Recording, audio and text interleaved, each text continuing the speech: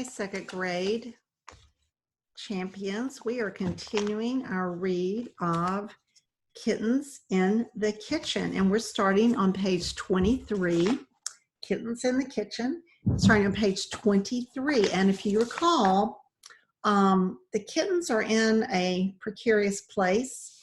The school custodian is not very excited about the kittens being there in his kitchen on his dress shirts that are waiting in the laundry room. So let's kind of see what happens. James and Mandy flew back home on their bikes up and down the hills to Welford. At the back of her mind hammered the horrible phrase, "deal with them myself." Meaning what?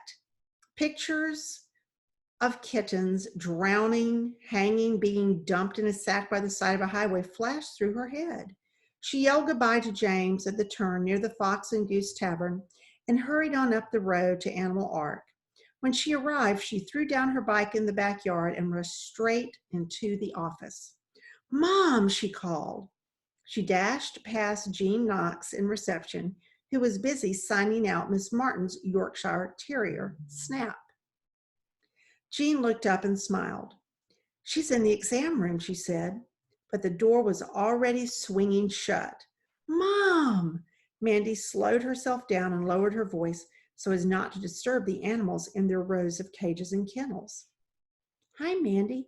Over here," Dr. Emily called. She had a blue-gray Persian cat up on the treatment table and was carefully feeling behind his left ear. She gave the cat a gentle stroke and popped him back in his carrier. "You're just about ready to go home," she promised. She turned to Mandy. "Now, what's the drama?" Her mom stood there in her white coat. She wore her long red hair tied back as usual, but it was always escaping. With her big green eyes and friendly face, Dr. Emily had the knack of calming Mandy down. "The school cat had 4 kittens," she reported. "Ah," Dr. Emily smiled. "That explains the newspapers. Good bedding for a birth. Did you get there in time?" "Yes, but she didn't like the place on the porch that we'd fixed up for her." Mandy fiddled with the catch on the Persian's basket. "No, they often don't." Dr. Emily hooked her thumbs in her coat pockets. So she gave birth in the custodian's kitchen instead.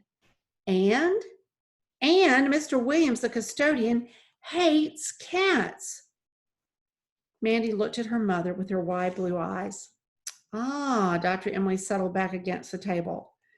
Dr. Adam came out of one of the treatment rooms to join them. "Mom," Mandy began to plead, "he's given us a week. We have to find homes for 4 kittens in a week. Otherwise, he's threatening to take them off somewhere and put them down." Dr. Emily looked at her husband. "It's not fair," Mandy exploded. "He cares more about his stupid shirts than about the lives of 4 innocent animals. How can anyone be so mean?" "Calm down, Mandy," Dr. Adams said. He was rubbing his beard thoughtfully. "What's this about shirts?" Mandy explained. "Anyway, the kittens will be up and about in a few days. Then it'll be okay to move them out of the stupid basket. Then he can have his rotten shirts back." "Mandy," her mom warned, "don't be rude. Some people just don't like cats, and you have to accept that." She lifted the cat basket and began to head for reception. Mandy realized that her chance was slipping by. "Mom," she said, "can I take some milk and some vitamins back there tonight?" She knew from watching her parents at work in Animal Ark what help Walton would need to feed the kittens. "Of course," Dr. Emily nodded. She was already on her way out. "And Dad, can we take the kittens in here at the end of the week?" "Please," Mandy sidled up to him. "Ah," Dr. Adam put an arm around her shoulder. He knew his wife was still listening. "Now, Mandy, you know our rules about that." "I know, Dad, but this is different. Mr. Williams is going to kill the poor little things if she couldn't find them homes." "We don't take in strays, you know that. We're not a charity, remember? We're vets." Mandy guessed that it was a rule he might have bent a little but his wife had a very firm business head. She came back toward them.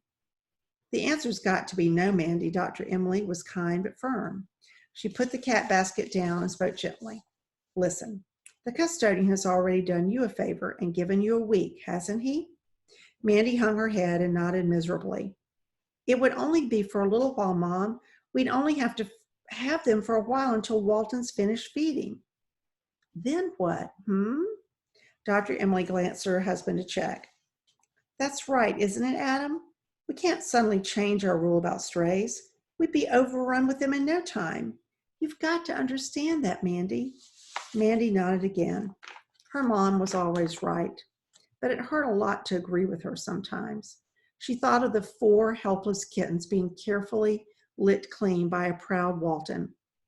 Now listen, Dr. Adams said in a cheerful voice. Cheer up. This is a challenge. Mandy sniffed and looked up. How do you mean? You've got a whole week. Look at it that way. 1 week to find 4 good homes for 4 furry bundles of fun. You can do it. She looked up at his lopsided, cheerful grin. I can, she agreed, or rather, we can. We? Her mom asked. Me and James. You and James? Her mom echoed, raising her eyebrows. Well then.